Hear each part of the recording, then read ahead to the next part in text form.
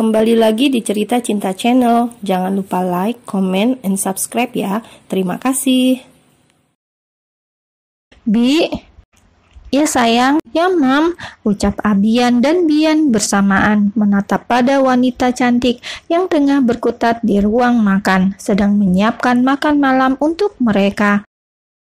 Sementara Alena hanya bisa menghela nafasnya dengan lelah, menatap kedua pria yang menyahut panggilannya secara bersamaan. Entah sudah berapa kali kejadian itu terulang.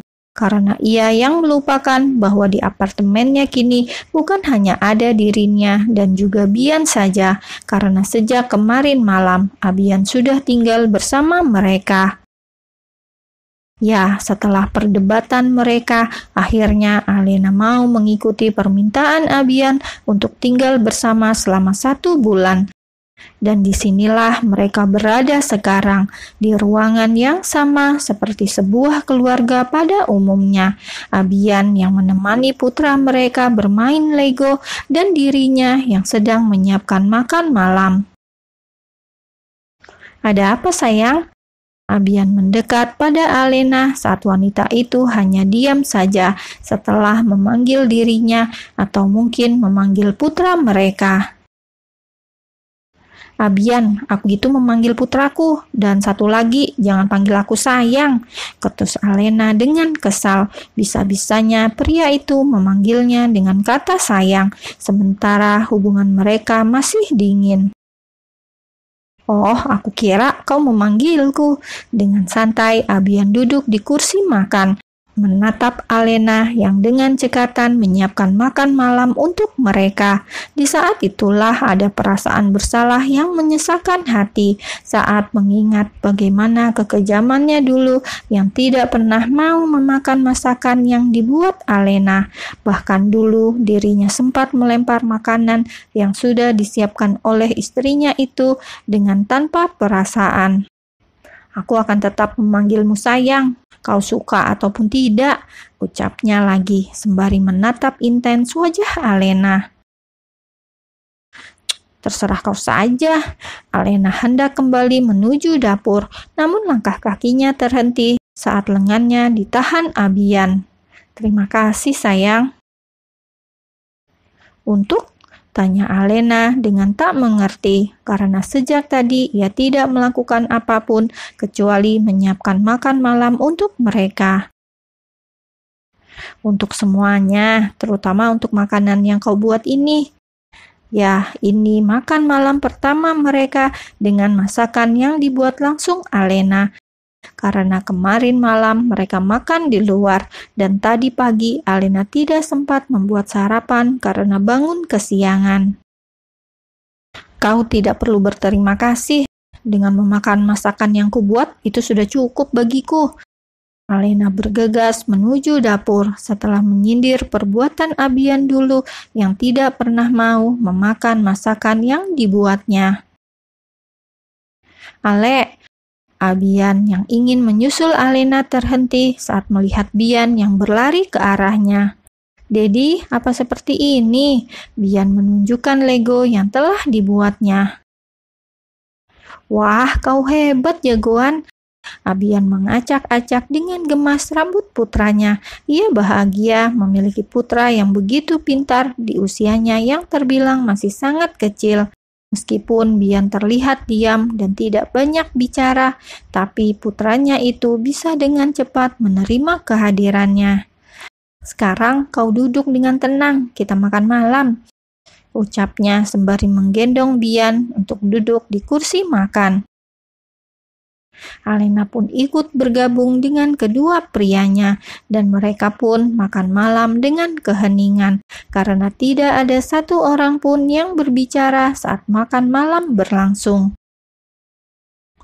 "Weekend ini kita pergi ke Bali," ucap Abian setelah selesai menyantap makan malamnya. "Kenapa mendadak sekali?" Alena yang terkejut bahkan hampir menyemburkan air minum yang ada di mulutnya. "Sayang, ini tidak mendadak."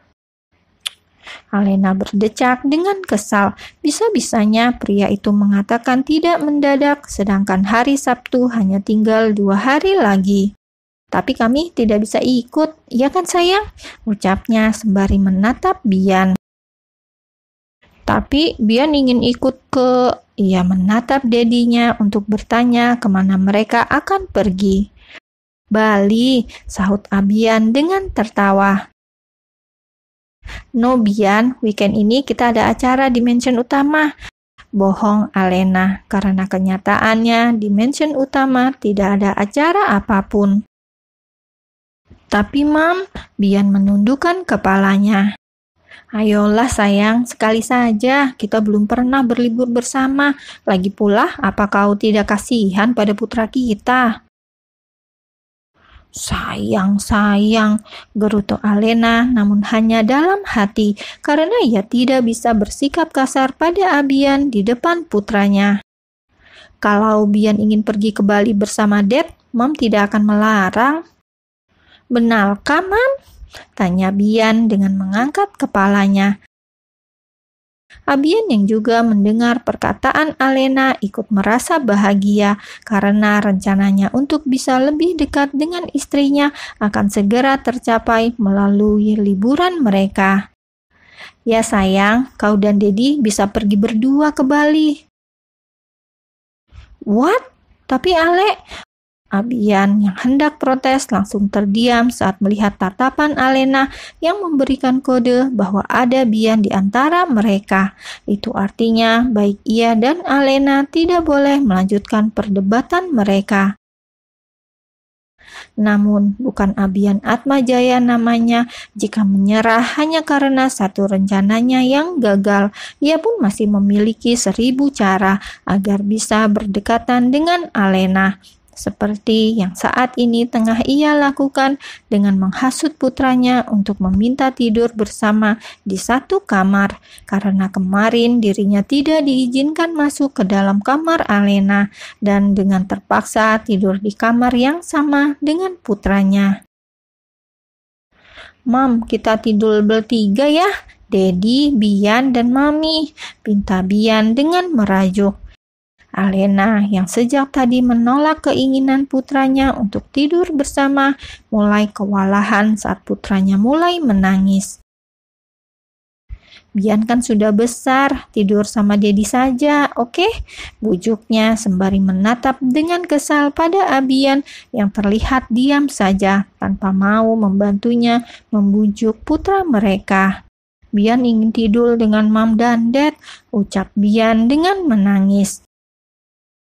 Alena menghela nafasnya. Abian, bujuk putramu, pinta Alena, karena tidak ingin tidur di satu kamar yang sama, terlebih lagi di satu ranjang yang sama dengan Abian Atmajaya. Ia takut terjadi hal yang tidak-tidak meskipun mereka tidur bertiga. Abian beranjak dari tempat duduknya, menggendong Bian, lalu menatap Alena. Kau lihat nak, mamimu tidak mau tidur bersama kita. Dia tidak sayang pada kita berdua. Abian, sentak Alena tanpa sadar karena begitu kesal dengan apa yang dilakukan pria itu. Bukannya membantu membujuk, tapi justru menghasut putranya. Bian yang mendengar sentakan maminya semakin menangis dengan kencang. Alena yang tidak tega melihat putranya menangis akhirnya mengikuti apa yang diinginkan Bian. Dan disinilah mereka berada, tidur di satu ranjang yang sama dengan posisi Bian yang berada di tengah-tengah keduanya. Sayang, kau sudah tidur?